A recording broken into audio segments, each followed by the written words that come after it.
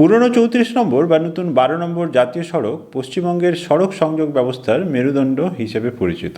অথচ এই জাতীয় সড়কে বর্তমানে এমন দুটি অংশ রয়েছে যেখানে সড়ক সম্প্রসারণের কাজ একেবারেই শুরু হয়নি। এদের মধ্যে সবথেকে বড় অংশটি রয়েছে বারাসতের সন্তোষপুর মোড় থেকে শুরু করে বড়জাগলির অদূরে অবস্থিত রাজবেড়িয়া মোড় পর্যন্ত। আর ঠিক এই অংশটির জন্য ডিসেম্বর মাসের শেষ সপ্তাহে ভারতের জাতীয় সড়ক কর্তৃপক্ষ বা NHAI প্রায় 270 কোটি টাকা মূল্যের একটি দরপত্র আহ্বান করেছে। ঠিক কী রয়েছে এই দরপত্রের মধ্যে, চলুন আজকের এই ভিডিওটির মাধ্যমে এই ব্যাপারে একটু আলোচনা করা যাক। তবে শুরুতেই পুরনো 34 নম্বর জাতীয় সড়কের এই অংশটি কেন অত্যন্ত গুরুত্বপূর্ণ সেই ব্যাপারে কিছু কথা বলা দরকার। যেমনটি আপনারা জানেন যে পুরনো 34 নম্বর বা নতুন 12 নম্বর জাতীয় সড়ক পশ্চিমবঙ্গের রাজধানী কলকাতা শহরকে উত্তর 24 পরগনা, নদিয়া ও মুর্শিদাবাদ সহ উত্তরবঙ্গের সমস্ত জেলার সঙ্গে সংযুক্ত করে। আর এই জাতীয় সড়কের নদিয়া জেলার বড়জাগলি থেকে শুরু করে উত্তর দিনাজপুর জেলার ডালখোলা পর্যন্ত অংশের বেশিরভাগ জায়গায় 4 লেনের সড়ক সংযোগ ব্যবস্থা ইতিমধ্যে চালু হয়ে গেছে।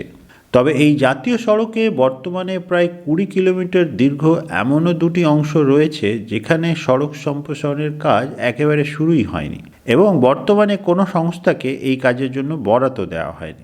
এদের মধ্যে প্রথম 2 লেন সম্পন্ন অংশটি রয়েছে বারাসতের ডাকবাংলো মোড় থেকে শুরু করে হেলা বটতলা মোড় পর্যন্ত। উপরন্তু এই অংশে রয়েছে ভারতীয় রেলের শিয়ালদহ বারাসত শাখার একটি লেভেল ক্রসিং।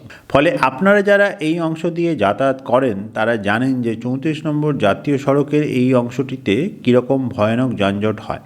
আর অন্যদিকে পুরনো 34 নম্বর জাতীয় সড়কের বর্তমানে সবচেয়ে দীর্ঘ অসম্পূর্ণ 2 লেন সম্পন্ন অংশটি রয়েছে বারাসতের সন্তোষপুর মোড় থেকে শুরু করে বড়জাগলির অদূরে অবস্থিত রাজবেড়িয়া মোড় পর্যন্ত।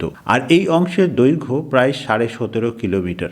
সরকারিভাবে এই 17.5 কিলোমিটার অসম্পূর্ণ অংশটি পুরনো 34 নম্বর জাতীয় সড়কের বারাসত থেকে কৃষ্ণনগর শাখার অধীনে পড়ে।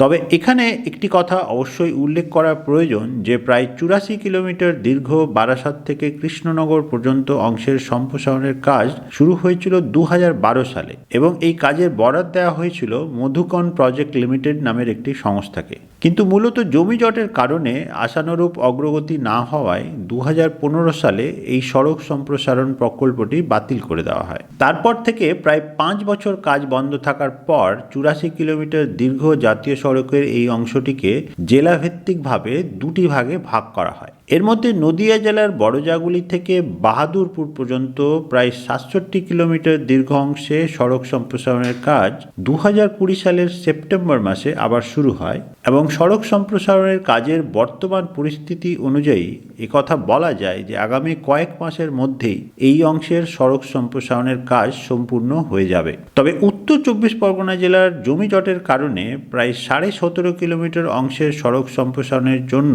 এতদিন পর্যন্ত কোনো দরপত্র আহ্বান করা হয়নি। তবে সৌভাগ্যবশত দেরিতে হলেও শেষ পর্যন্ত জমি জট কাটিয়ে এই ডিসেম্বর মাসের শেষ সপ্তাহে ভারতের জাতীয় সড়ক কর্তৃপক্ষ বা NHAI একটি 4 লেন সম্পূর্ণ সড়ক ব্যবস্থা নির্মাণের জন্য দরপত্র আহ্বান করেছে। প্রায় 17.5 কিলোমিটার দীর্ঘ এই অংশের নির্মাণ খরচ ধরা হয়েছে প্রায় 270 কোটি টাকা, যা GST বাবদ খরচ বাদ দিয়ে। আর এই সড়কের জন্য নির্মাণের সময়সীমা ধরা হয়েছে মাত্র 18 মাস, যা অন্যান্য সড়ক সম্প্রসারণ প্রকল্পের তুলনায় অনেকটাই কম। তবে এই অংশের ঠিক কোন কোন জায়গায় ওভারপাস তৈরি হবে বা কোথায় কোথায় সার্ভিস লেন তৈরি হবে সেই ব্যাপারে বিস্তারিত তথ্য টেন্ডার ডকুমেন্টসের মধ্যে এখনো পর্যন্ত দেওয়া হয়নি। তবে আশা করা যায় যে আগামী কয়েক সপ্তাহের মধ্যেই এই ব্যাপারে বিস্তারিত তথ্য জাতীয় সড়ক কর্তৃপক্ষ টেন্ডার ডকুমেন্টসের সঙ্গে জুড়ে দেবে।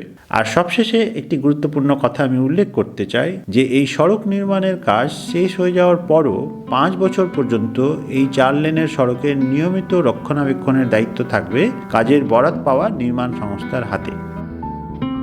এই ভিডিওটি যদি ভালো লেগে থাকে তাহলে এই চ্যানেলে সাবস্ক্রাইব করার জন্য আপনাকে স্বাগত জানাই।